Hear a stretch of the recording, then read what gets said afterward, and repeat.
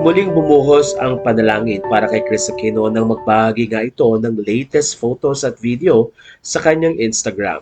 Doon ay pinakita ni Chris ang mga nararanasan niya at ayon sa kanya, patuloy siyang nilalagnat dahil na rin sa sakit na lupus. Kwento ni Chris, "This is my now. I wanted you to see the pain and struggle so that you will continue to pray.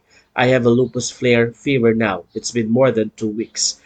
Sa loob nga ng 2 linggo ay patuloy na nararanasan ni Chris ang flare fever dahil na rin sa lupus. Kaya naman makikita sa kanyang video ang hirap na pinagdadaanan ni Chris at ang pain. Kaya naman maraming netizen na nagtatanong na tila nakakaapekto ang sakit na nararamdaman ni Chris para hindi siya makakain ng maayos dahil napansin nila na sobrang payat nito pati ang kanyang mga binti at paa. Makikita rin ang ilang mga pasa sa kanyang kamay na talagang ikinabahala ng maraming mga fans ni Chris Aquino. Ang iba ay nagsasabing sana daw ay maging maayos ang nutrition at ang mga nag-aalaga kay Chris lalo na sa pagkain nito dahil mas maganda mag-gain ng weight.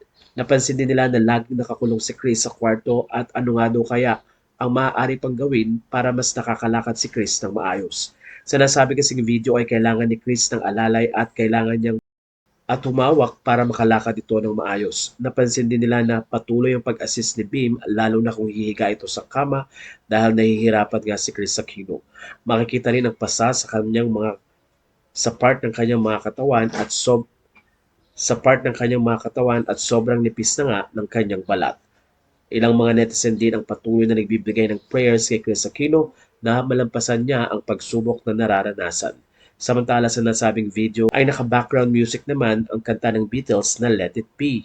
Tanggap na rin ni Chris Aquino kung ano man ang mangyari sa kanya, pero ang mahalaga ay hindi ito sumusuko at patuloy na lumalaban, lalo na't maraming mga fans ang patuloy na naghihintay sa kanya.